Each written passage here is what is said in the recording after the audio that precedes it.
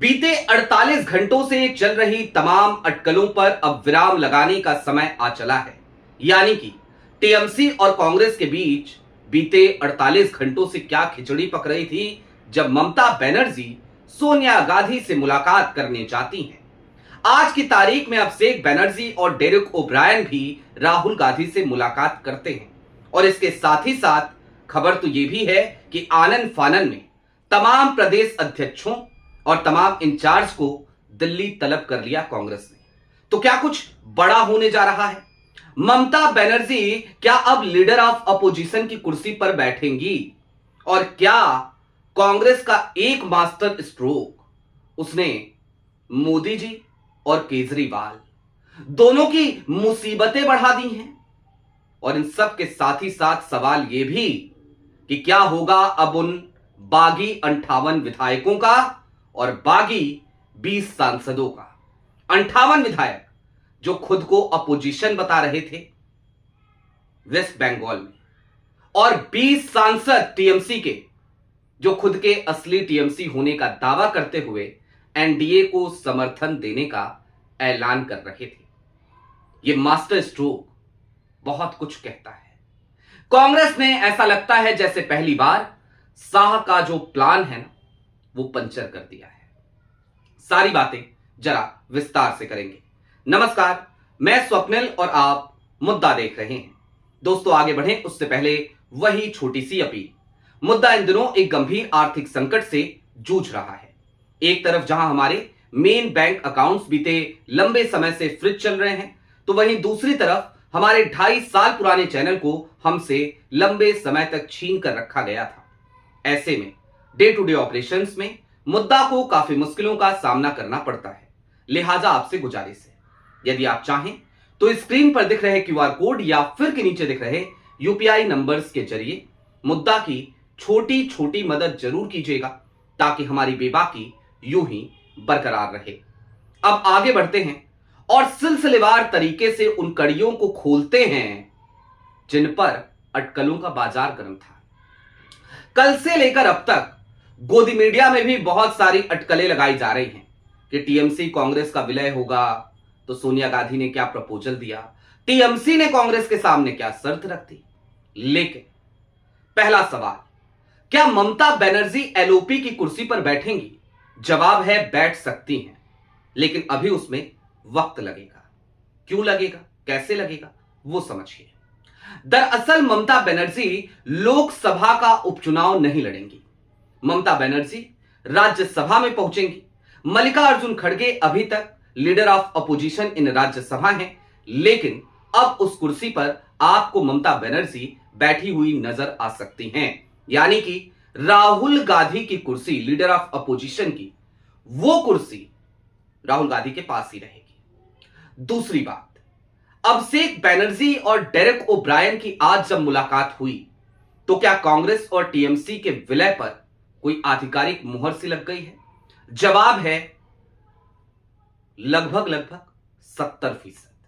जी हां, टीएमसी और कांग्रेस आज की तारीख में दरअसल तृणमूल कांग्रेस की जो स्थिति है, वो स्थिति कुछ ऐसे ही हो चली है कि या तो इधर या तो उधर।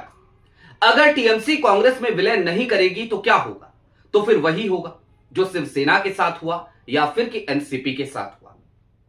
कोर्ट में केसेस पढ़ते रहेंगे और यह फैसला जब आएगा तब आएगा कि असली टीएमसी कौन है। लेकिन तब तक चुनाव आयोग उन 58 विधायकों और 20 सांसदों को टीएमसी का सिंबल और असली टीएमसी सौंप देगा और एक दूसरी टीएमसी बना दी जाएगी जिसका नाम होगा टीएमसी ममता, टीएमसी एम।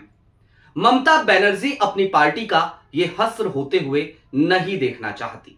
लिहाजा उनके सामने एक ही विकल्प बचा है कि वो अब अपनी पूरी पार्टी का कांग्रेस में विलय कर लें। जिन विधायकों ने धोखा दिया है या जिन सांसदों ने धोखा दिया है, उनको जो करना है करते रहें। उनके पास जो कुछ भी होगा होगा, टीएमसी नहीं होगी। तीसरी बात, क्या केजरीवाल की भी मुसीबतें बढ़ने जा रही हैं? तो जवाब है हां। ममता बनर्जी विपक्ष के उन नेताओं में से रही हैं जो एक फाइटर है। ममता बनर्जी उन नेताओं में से भी रही हैं जिन्होंने कांग्रेस के सामने लगातार मुसीबतें खड़ी की हैं। लेकिन अगर वही ममता बनर्जी कांग्रेस की शर्तों पर कांग्रेस में शामिल होती हैं तो जाहिर सी बात है इसका लाभ कांग्रेस को होगा, क्योंकि ममता बनर्जी उन लोगों में से हैं, उन नेताओं में से हैं जिनका अपना एक ट्रैक रिकॉर्ड है। आज तक ममता बनर्जी तृणमूल कांग्रेस के लिए लड़ रही थी जब से वो कांग्रेस से अलग हुई, लेकिन अब जब वो कांग्रेस में होंगी तो जाहिर सी बात है जिस तरीके से वो अपनी पार्टी के लिए लड़ती थी अब उनकी अपनी पार्टी कांग्रेस हो जाएगी। कई लोग कहेंगे कि ममता बनर्जी पर भरोसा नहीं किया जा सकता। दरअसल आप किसी व्यक्ति के सिद्धांतों पे तो भरोसा कर सकते हैं, तो ममता बनर्जी का सिद्धांत बड़ा खरा सा है कि या तो इधर हैं तो हैं और नहीं है तो नहीं है। लिहाजा ममता अगर इधर आएंगी तो इधर ही आएंगी। जब वो एनडीए की तरफ हुआ करती थी तो एनडीए की तरफ ही हुआ करती थी। अब इससे भी आगे बढ़िए, केजरीवाल की मुसीबतें कैसे बढ़ रही हैं वो समझिए। पंजाब में चुनाव है, ममता दीदी से बड़ी उम्मीद लगा के बैठते थे केजरीवाल, लेकिन ममता बनर्जी जैसी फाइटर अगर पंजाब में कांग्रेस के लिए उतर जाए तो फिर आम आदमी पार्टी का क्या हश्र होगा। अभी जब ममता बनर्जी इंडिया गठबंधन के लिए बैठक में दिल्ली आई तो आपको याद होगा केजरीवाल सबसे पहले ममता बनर्जी के पास पहुंचे थे। मुलाकात हुई थी, हालांकि ज्यादा लंबी देर तक वो मुलाकात नहीं चल सकी क्योंकि ममता बनर्जी को सोनिया गांधी के घर पहुंचना था। उसके बाद इंडिया गठबंधन की बैठक हुई। केजरीवाल और केजरीवाल की पार्टी के तमाम नेताओं ने कांग्रेस को बहुत ज्यादा खरी खोटी सुनाई इंडिया गठबंधन की बैठक के दौरान, वो आप सबने देखा होगा। अब ममता बनर्जी जब खुद कांग्रेस में होंगी तो केजरीवाल की मुसीबतें बढ़नी तय तो हैं ही, क्योंकि जिन दीदी के भरोसे वो चला करते थे, जिन दीदी का चेहरा दिखाकर कहा करते थे कि देखो दीदी को कांग्रेस परेशान कर रही है, अब वो दीदी खुद ही कांग्रेस में होंगी। लेकिन इससे भी आगे बढ़िए दोस्तों, क्या होगा उन 58 विधायकों का, क्या होगा उन 20 सांसदों का? तो जाहिर सी बात है जहां जाना है वहां जाएंगे, लेकिन इससे शाह साहब का प्लान कैसे पंचर हुआ? शाह साहब के लिए आज की तारीख में यह मुफीद नहीं था कि वो उन 58 विधायकों को या फिर कि 20 सांसदों को भारतीय जनता पार्टी में शामिल करते, क्योंकि ये वही लोग हैं जिनके ऊपर अभी तक आरोप लगा रही थी भारतीय जनता पार्टी।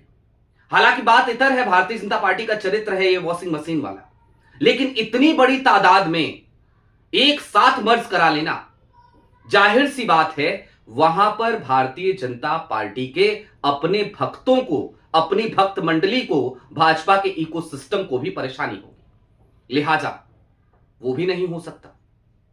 और इससे भी अब आगे बढ़िए और जरा कुछ और चीजें अब समझ लीजिए। राहुल गांधी ने कल की तारीख में आनंद फानन में जो इंचार्ज और प्रदेश अध्यक्ष की मुलाकात बुलाई है, मीटिंग बुलाई है, उसके पीछे का कारण क्या है? दरअसल अब कांग्रेस उस मोड में आ गई है जहां पर उसे पेच कसने हैं और कांग्रेस कल की बैठक में यही पेच कसने जा रही है। अब जाहिर सी बात है कांग्रेस के सामने लक्ष्य 2027 का नहीं है और 2027 का खास तौर पर उत्तर प्रदेश का तो बिल्कुल नहीं है। कांग्रेस के पास लक्ष्य पंजाब चुनाव का है, गोवा का है, उत्तराखंड का भी है, लेकिन उत्तर प्रदेश तो अखिलेश यादव को देखना है।